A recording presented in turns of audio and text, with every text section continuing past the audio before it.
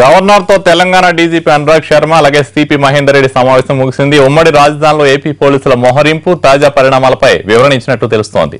ఈ భేటీ ముగియడంతో కాసేపట్లో ఏపీ మంత్రులు కూడా గవర్నర్ కలవనున్నారు. ఏపీ డీజీపీ సీఎస్లు కూడా భేటీ కాబోతున్నారు. దీనిపై పూర్తి వివరాలు మా ప్రతినిధి చంద్రశేఖర్ అందిస్తారు. చంద్రశేఖర్, ఈ తెలంగాణ డీజీపీ అలాగే సిపి గవర్నర్ తో సమావేశంలో ఏం చర్చించారు? ఈ రెండు రాష్ట్రాల మధ్య ఇది కాలంలో జరుగుతున్న ఈ పరస్పర ఘర్షణకు సంబంధించిన అంశాల నేపథ్యంలోనే పొద్దున డీజీపీ అనురాగ్ శర్మ అలాగే నగర పోలీస్ కమిషనర్ మహేందర్ రెడ్డి గవర్నర్తో కలిసి కొంత వివరణ ఇచ్చే ప్రయత్నం చేశారు.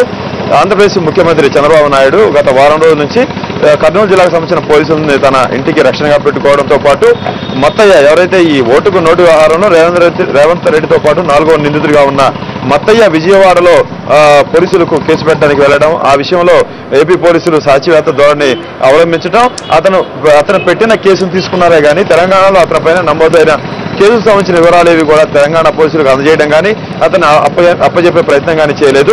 పరస్పరం ఘర్షణ వాతావరణానికి ఏపీ పోలీసులు కానీ ఏపీ ప్రభుత్వ యంత్రాంగాన్ని దిగుతుందన్న వివరణను ఏపీ పోలీసులకు సంబంధించిన సమాచారాన్ని తెలంగాణ డీజీపీ అనురాగ్ శర్మ మహేందర్ రెడ్డి గవర్నర్కు వినియోగించినట్టు తెలుస్తోంది. అలాగే ఇలాగే కనుక ఏపీ ప్రభుత్వం తమ రాష్ట్ర పోలీసులను భద్రతగా పెట్టుకోవాలనుకున్నట్టయితే తాము ఇప్పుడు కల్పిస్తున్న సెక్యూరిటీని ఏదైతే ఉందో తెలంగాణలో దాని మొత్తాన్ని కూడా ఉపసంహరించుకుంటామంటూ కూడా అనురాగ్ శర్మ గవర్నర్కు తెలియజేసినట్టు తెలిసింది. ఈ రెండు రాష్ట్రాలకు సంబంధించిన పోలీసులు సెక్యూరిటీలో ఉండడం వల్ల ఇబ్బందికరమైన పరిణామాలు తలెత్తే అవకాశం ఉంది.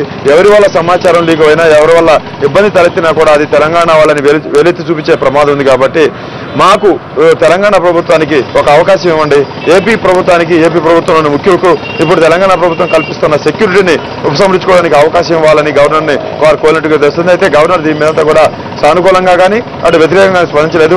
మొత్తం వాళ్ళు చెప్పిన వివరాలతో పాటు వాళ్ళు ఇచ్చిన నోటును కూడా ఆయన దగ్గర భద్రపరుచుకున్నారు.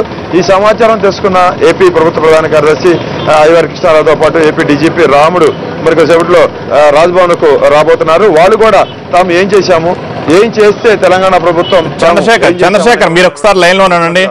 బాబుతో భేటీ తర్వాత రావెల్ కిషోర్ బాబు మీడియాతో మాట్లాడుతున్నారు. ఆయన ఏమన్నారు ఒకసారి చూద్దాం. ఏదో వార్తలు వస్తున్నాయని తెలిసింది. తెలంగాణ ప్రభుత్వం ఏసీబీకి ఉన్నటువంటి అధికారం పరిమితమైంది. తెలంగాణ ప్రభుత్వ ఉద్యోగుల మీద మాత్రమే ఏసీబీకి అధికారం ఉంది, వాళ్ళ అవినీతి ఆరోపణలకు మాత్రమే. అవుట్ సైడ్ తెలంగాణకు వాళ్ళకు పరిధి లేదు, అధికారం లేదు. నోటీసులు ఇచ్చే అధికారం అంతగానం లేదు. వాళ్ళకి అధికారం లేనప్పుడు నోటీసులు ఇస్తామంటే చల్లని నోటీసులతో గురించి మేము మాట్లాడాల్సిన అవసరం కూడా లేదు. ఇప్పుడు కేసీఆర్ అనే వ్యక్తి, ఆ ముఖ్యమంత్రి ఒక నియంత, ఒక అరాచకవాది, అప్రజాస్వామ్యవాది, అతనంతా ఒక దొరల పాలన.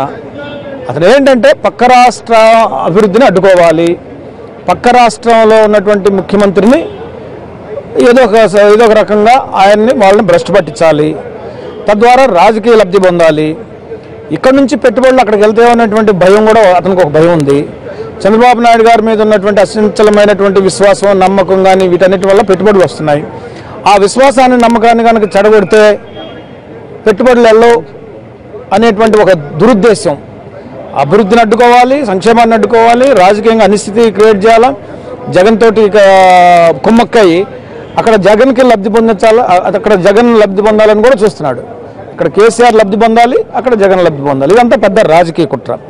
ఈ రాజకీయ కుట్రలో వాళ్ళు చేసేటువంటి కుయుక్తులు మేము తిప్పికొడతాము, అవి చెల్లవు, న్యాయస్థానాల్లో అవి చెల్లవు. ఫోన్ ట్యాపింగ్ విషయంలో ఫోన్ ట్యాపింగ్ అనేది కేసీఆర్కి ఉరి కాబోతుంది.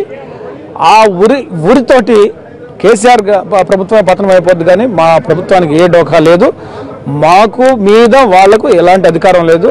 అన్యాయం, చట్ట వ్యతిరేక చర్యలు, రాజ్యాంగ వ్యతిరేక చర్యలు, అనధికార చర్యలు, ఇవన్నీ కూడా కేసీఆర్కి వెన్నతో పెట్టిన విద్య. అతనికి చట్టం అంటే విశ్వాసం లేదు, రాజ్యాంగం అంటే నమ్మకం లేదు, న్యాయస్థానాల మీద గౌరవం లేదు. అలాంటి వ్యక్తికి ప్రజలకు తెలుసు ఇవన్నీ కూడా. అతను చేసేటువంటి ఎలాంటి కుట్ర కూడా అది మేము తిప్పికొడతాం.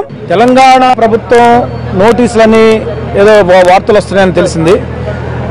తెలంగాణ ప్రభుత్వం ఏసీబీకి ఉన్నటువంటి అధికారం పరిమితమైంది. తెలంగాణ ప్రభుత్వ ఉద్యోగుల మీద మాత్రమే ఏసీబీకి అధికారం ఉంది, వాళ్ళ అవినీతి ఆరోపణలకు మాత్రమే. అవుట్ సైడ్ తెలంగాణకు వాళ్ళకు పరిధి లేదు, అధికారం లేదు. నోటీసులు ఇచ్చే అధికారం అంతగానం లేదు.